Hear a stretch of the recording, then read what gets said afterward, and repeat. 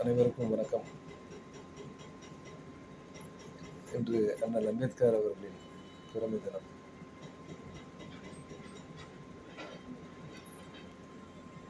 பல்வேறு பட்டங்களை பயின்று ஒரு கடினமான சூழ்நிலைகளை எல்லாம் எதிர்கொண்டு பயின்று முன்னேறி ஒரு சட்ட அமைச்சராக இந்திய தேசத்தில் இருந்தவர். தாழ்த்தப்பட்ட மக்களுக்காக இடஒதுக்கீடை வாங்கி தந்து அவர்கள் நன்கு முன்னேற உதவியவர். அவர் இல்லை என்றால் இன்று அவர் பிறந்திருக்கவில்லை. அவர் போராடி நன்கு பயின்று பெரிய உயரத்திற்கு வரவில்லை என்றால், அவர் அரசாங்கத்திடம் தாழ்த்தப்பட்ட மக்களுக்காக இடஒதுக்கீடை வாங்கி தரவில்லை என்றால், இன்றும் தாழ்த்தப்பட்ட மக்களிடையே ஒரு சாரார் அதிக அளவில் கீழ்த்தர மட்டத்திலேயே இருந்திருப்பார்கள் என்று சொல்வதில் ஐயமில்லை. அவ்வாறே இருந்திருப்பார்கள் என்றும் இன்றும் இருக்கிறார்கள். ஆனால் பெரும்பாலானோர் நன்று பயின்று ஒரு சமூகத்தில் நல்ல ஒரு நிலையில் இருக்கிறார்கள் என்றால் அது அம்பேத்கர் அவர்கள் செய்த திட்டங்கள், அவர்கள் போராடி வாங்கிய இடஒதுக்கீடுகளான. இன்றும் இடஒதுக்கீடினை அரசாங்கம் தக்க வைத்துக் கொண்டிருக்கிறது என்றால் அதற்கு அஸ்திவாரமும் அவரேதான் இட்டார்.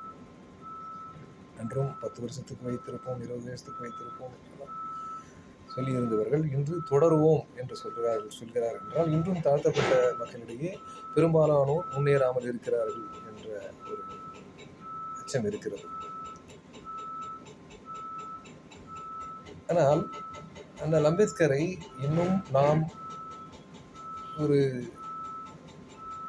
தேசப்பிதா காந்தியடிகளை அனைவரும் விரும்புவது போல் அனைவரும் விரும்புவதில்லை என்று சொன்னால் அதை நீங்கள் நம்புவீர்கள் என்று நான் நம்புகிறேன். அந்த அளவுக்கு அவரை ஒரு சாரார், ஒரு தாழ்த்தப்பட்ட மக்கள் மட்டுமே விரும்புகிறார்கள்.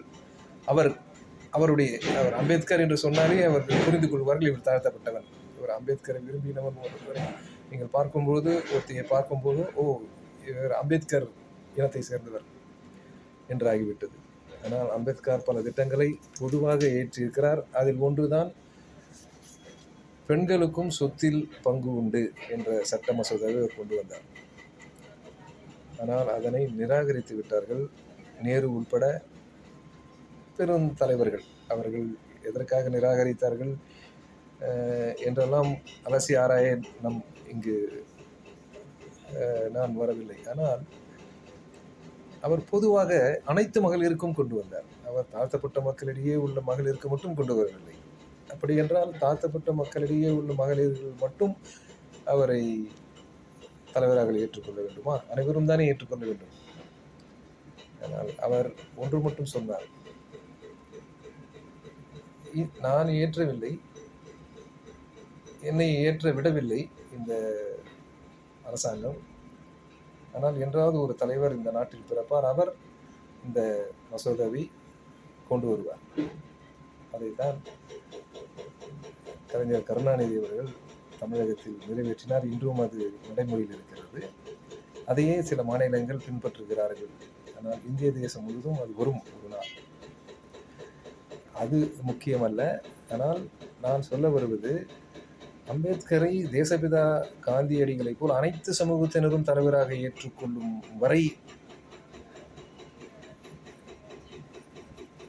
ஏற்றுக்கொண்டால்தான் இந்த இந்திய சமுதாயம் ஒற்றுமையாக வாழ்கிறது என்று. வணக்கம் நண்பர்களே, நினைவில் கொள்ளுங்கள், அண்ணல் அம்பேத்கரை நாம் அனைவரும் தேசப்பிதா காந்தியடிகளுக்கு நிகராக ஏற்றுக்கொள்வோம். ஜெயஹிந்த்.